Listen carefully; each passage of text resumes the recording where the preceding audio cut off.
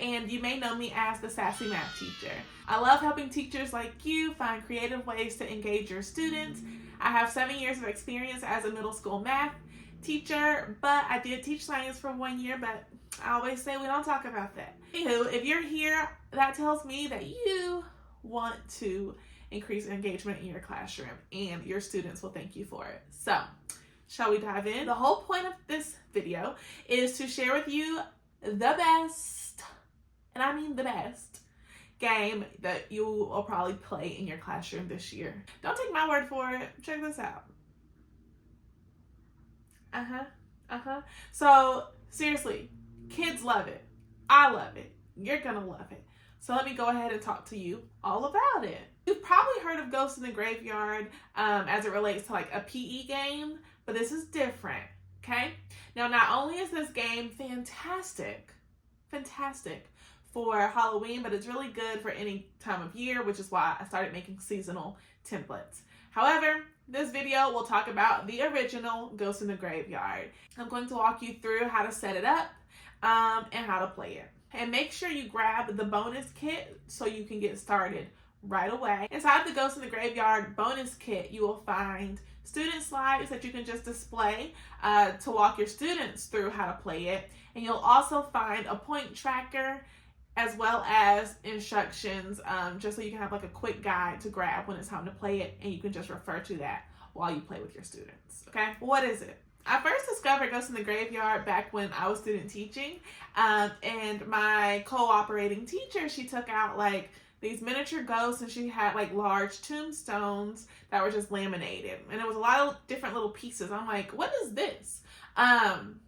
And after we started playing it, I quickly realized that it was quite easy to play, easy to set up, and the engagement was through the roof, okay? The way the game works is that students work in groups of 4, and they complete challenges. Each of the challenges has 3 questions on it that they work with their team to complete.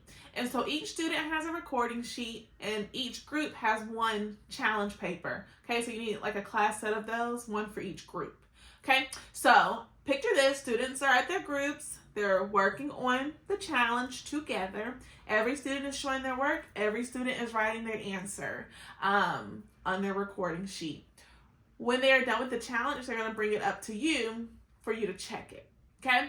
If they get all of the answers correct, then they'll get 3 check marks. Now, let me say, I have my students bring up every recording sheet for their entire group. So there's 1 student that comes to me. The whole group does not come because that'll be too many kids on my desk, and that's overwhelming. So 1 person from each group. A lot of the times I'll just say, it's the person with the longest hair. Or I'll say it's the person with the shortest hair, or the oldest in the group.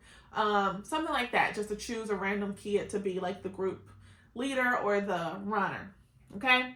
Also, I try to choose a student who is like the quieter one, so they can feel like they are doing something, or a student who's likely to be off task, so they're more motivated to be on task. So that 1 student comes up, they bring everyone's papers. What I do is I look at everyone's to make sure, I just glance at everyone's to make sure everyone showed work, but then I'll only put the check marks on 1 of them, okay?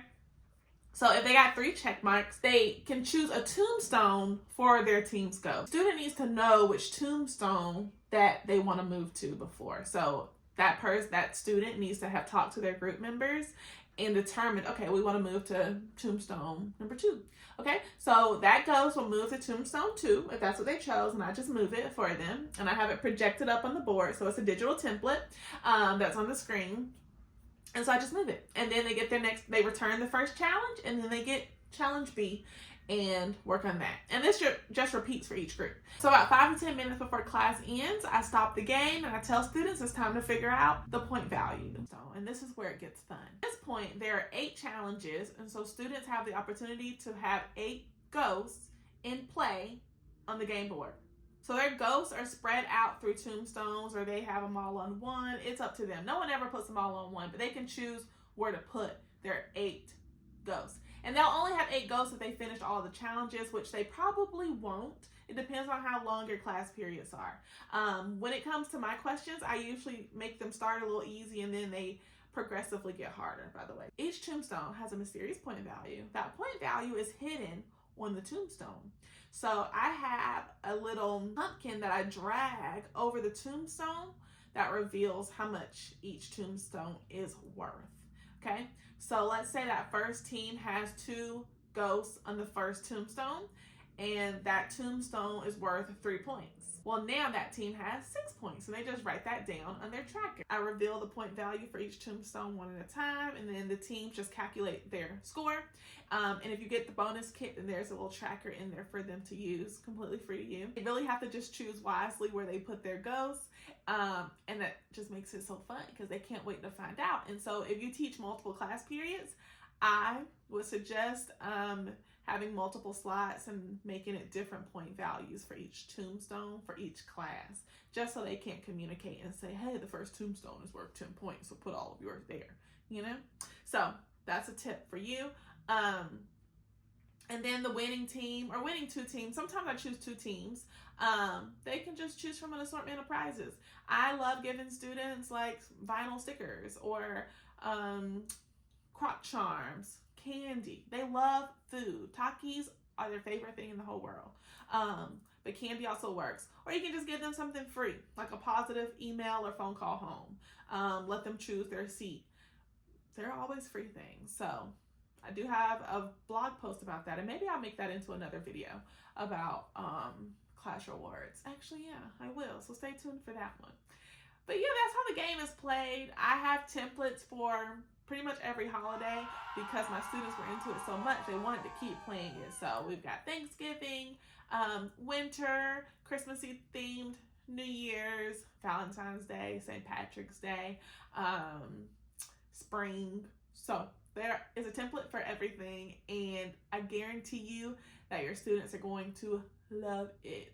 So if you want to check out more, first get that bonus kit and to get the actual digital template so your students can play. Have fun. And I'd love to hear how it goes if you do play.